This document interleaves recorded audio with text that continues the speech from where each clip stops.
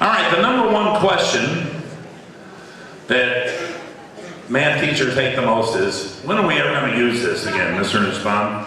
So listen to what happens when we as math teachers don't have good answers and we fail to make the connections for kids. Students don't make the connections between math and real life. So I walk into a Kmart and I see a book called How to Pick Winning Lottery Numbers. As a stats teacher, I think this ought to be good. So page 1 says, never pick the numbers 1, 2, 3, 4, 5, and 6 to win a lottery, because they've never won a lottery in history. And I'm thinking, that's not a reason to avoid those numbers, that's a reason to avoid the lottery entirely.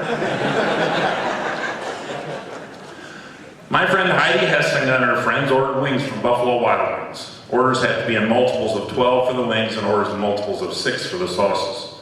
She makes her order. I want 6 hot, 18 medium, and 12 mild. Voice on the other end, you can't do that. I don't have a button for an order of 18. Heidi bought a TV. TVs were on sale for 20% off, and Heidi had a coupon for an additional 15% off. The clerk rang it up but made a mistake and had to do it over. She said, well, let's just add 20 and 15 together and give you 35% off.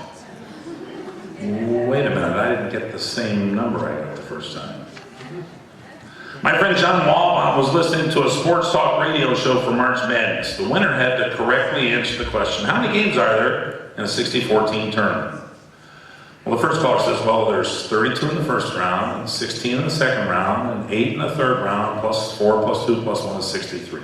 Show host says, that answer is incorrect. Next caller says, well, there really are 63 because there's 64 teams and everybody but the champion loses once.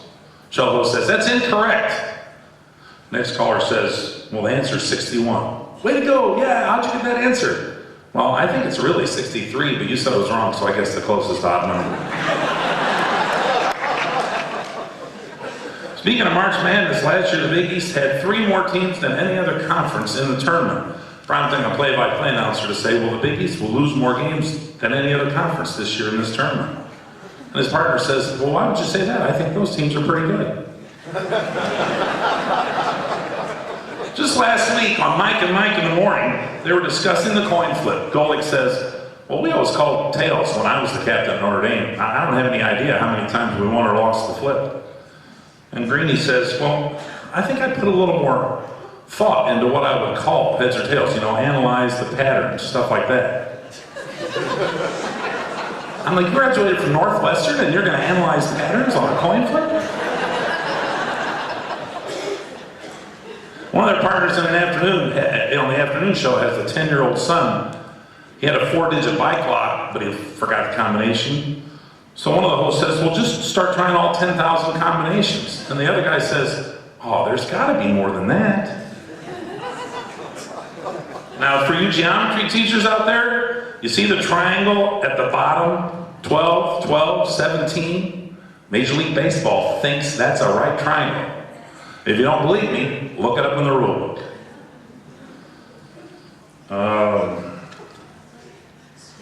Yeah, I went to Home Depot last night. It took me 60 seconds to find a sign that says 0.78 cents. It's like, why don't you just give me a paper cut and pour lemon juice in it? Recently, District 203 decided to drop class rank. There was a mom who got quoted as saying, we need more people in the top 10%. Everyone is dumber for having heard that. A very close relative of mine wondered once, well, if the bottom of the pool is slanted, why isn't the water slanted? She's not related to the Mr. Nussbaum from Lombard South, okay? We once had a school official who thought that every team could have a 7-game schedule in a 9-team league. We also had 11 students in our top 10 once because there was a tie for 7th. We had a basketball player once who was ineligible and she was failing 2 classes, which was kind of different because she had a C at the end of the first quarter and we hadn't started the season yet. Oh, she had an average of 50. She got 70 the first 9 weeks and 30 the second 2 weeks. All right, so what's the point for all of us? Make it relevant. Make it relevant to where they're at. Here's one thing you can try in class next week. Ask your students, how many feet per second is 60 miles an hour? Because 75% of them will overestimate. It might change the way they drive, and it might change their attitude about the value of mathematics. Thank you.